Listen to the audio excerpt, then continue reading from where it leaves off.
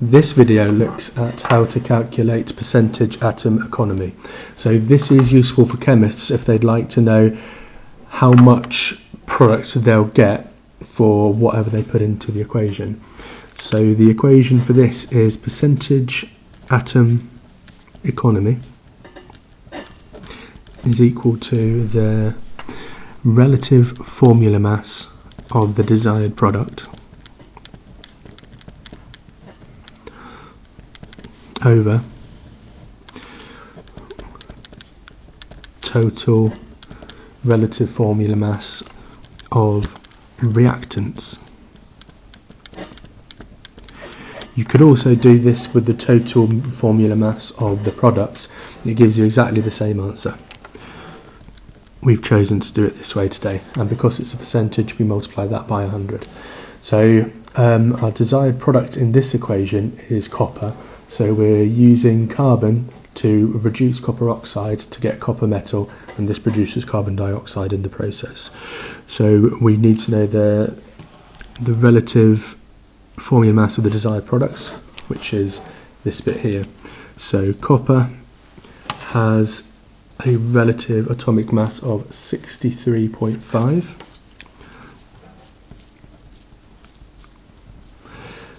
and we have 2 moles of that being produced, so that is 63.5 times 2. I'm going to have to do that with a calculator, sorry, don't know what's wrong with me today.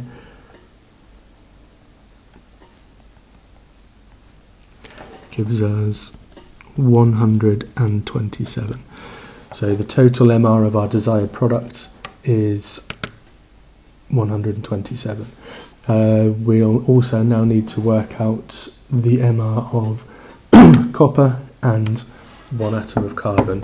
So for copper oxide, we've got copper and oxygen, 63.5.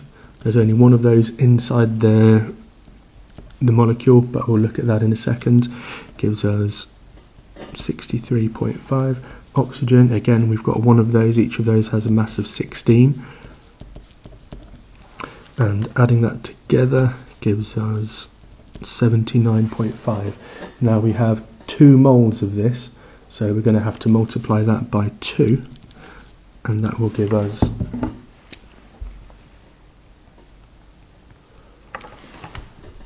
159. And the last thing we've got is carbon, and carbon's quite straightforward. There's only one of them that has a mass of 12. So if we substitute everything into this equation at the top, so our percentage atom economy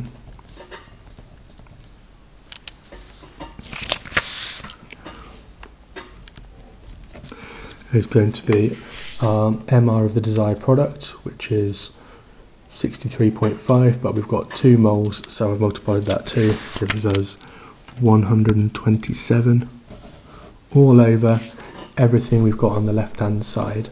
So that would be 159 plus 12, all that multiplied by 100. And again, I'll pop that into my calculator.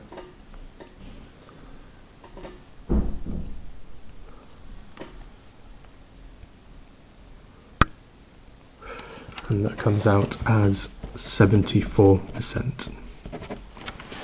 So that means 74% of the atoms that I put into my process, my reaction, come out as useful products. So that's 74 isn't too terrible, but that's about as low as you'd want to go.